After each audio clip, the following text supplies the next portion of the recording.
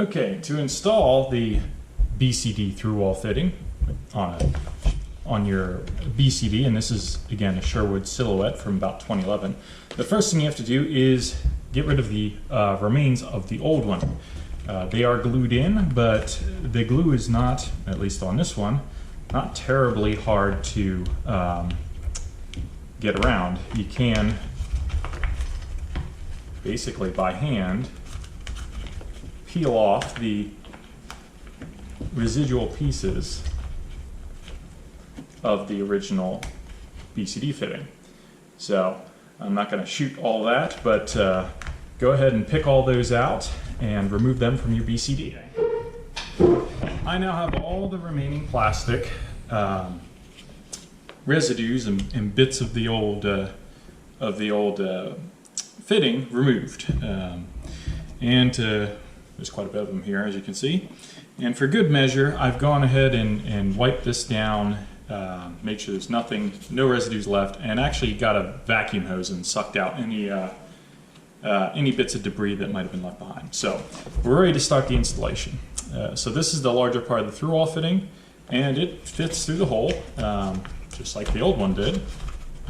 It's a little big, so you got to kind of finagle it in here, but it will fit in very neatly and nicely, like so.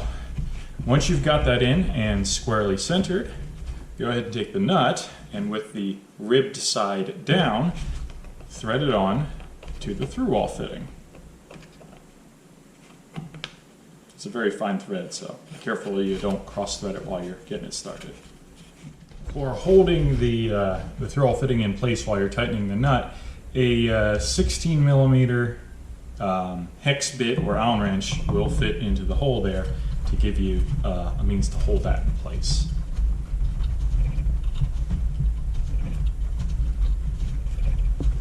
Okay, to do the last bit of tightening, which, to finish it off when you're not doing this by hand, I went ahead and grabbed a socket, an extender, an adapter, because this is a half, so 3/8 to a half extender. And then you got a couple options. You can either use a wrench, like a very large adjustable wrench, or a very large pair of pliers. Again, large is key because this nut is sizable, because it's also your gasket sealing surface. And this is just to get the last bit of tightness on. And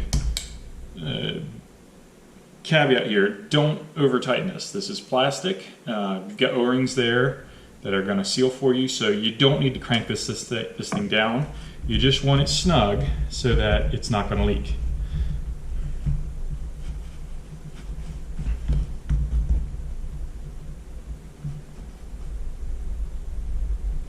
And that should be about it.